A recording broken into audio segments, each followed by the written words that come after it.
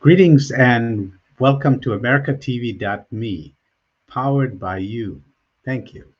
Today, the news of the hour is the breaking news is that there's a budget deal, a framework for a budget deal, but the question is the budget deal for whom? In particular, how is this budget deal going to impact the African, Latino, Asian, and Native American communities in Minnesota, the ALANA communities in Minnesota, this $1.4 trillion economy in Minnesota? So, in perspective, let's look at the budget deal first. Um, of this $9.3 billion, 2 billion has already been allocated with a significant chunk to frontline workers, and that's good because a lot of Alana workers are frontline workers and to paid a heavy price during the pandemic, and it's good to invest back into them. Uh, the other areas is $4 billion allocated to some kind of tax relief. The contours we don't know. So, in context, we have to remember that the Alana communities contribute $3 billion in taxes every year. So, we'd like to see benefits, tax relief going directly to the Alana communities too. $1 billion going into E12 education, $1 billion to health and human services, 450 million into public safety and judiciary, 1.3 billion still not allocated, and $1.4 billion in terms of the bonding bill.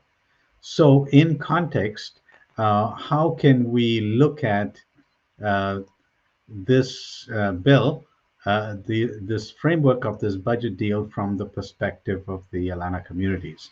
So may I suggest that the Alana population is about 20% of Minnesota's people. So it's reasonable to ask that we invest 20% of the current budget surplus into long-term wealth building tools and resources of the community.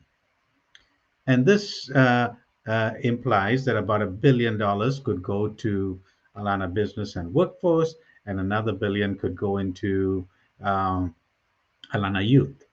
So let me provide some more context to this. So if you just take Alana businesses as a group, they help create about $7 billion of goods and services all across Minnesota.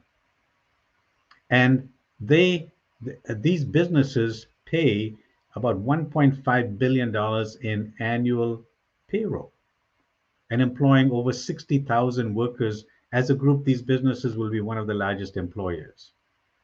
And this entrepreneurship, the spirit of entrepreneurship is very vibrant. You can see it in the cultural malls and the high-tech corridors. And it would be, but one of the challenges is they tend to be smaller in size, and with the right investment, they can grow and employ more people, create more jobs, create more wealth. But in order for that to happen, we need different kinds of capital. We need product development, marketing, access to contracts, uh, investment in land banks and in commercial land trusts, and so on, that would help tools and resources that could jumpstart this vibrant economy. On the other side, we have the workers. And these Alana workers, they help produce almost $200 billion in goods and services across Minnesota and help support about 1 million jobs, as well as pay about $24 billion in taxes, this economy that they help create. So they are a very vibrant force in the Minnesota economy across, especially in certain sectors. And Minnesota is facing a very serious challenge, and that is the aging of the workforce. In all many critical sectors of the Minnesota economy, the percentage of people 55 years and older and approaching retirement is really large. And Alana workers are beginning to move in those areas, and in order for them to be more effective in especially new sectors, they need investment in skilling and reskilling, in career pathways to better jobs, and this requires dedicated investment in the Alana workforce. Then we look at the youth, Alana youth. Eat well education is good and kinds of things that need to be done, especially mental health. recently. Um, but the youth in the higher ed area also need to be given attention because they contribute about $1 billion of their own money in their education. And so it may be reasonable to say that what if we took just 10% of what they contributed themselves into the education system and give it back to them in a better infrastructure of affordable education, support services, a cultural, intelligent learning environment, uh, uh, graduation rate, timely graduation, uh, pathways to successful careers, especially in the new economy, the digital economy, and other critical STEM areas.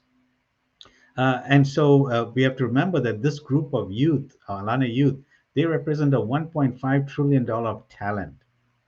And if we invest in them wisely today, we are going to be a very productive, very competitive, very innovative, creative economy of the future.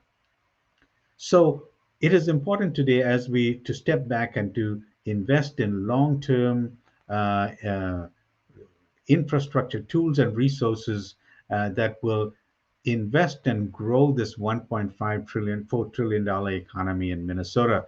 And I hope our leaders will step back and do the right thing today. Um, Thanks for listening and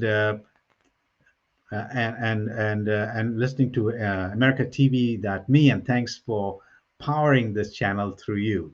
And have a great Minnesota day. Thank you.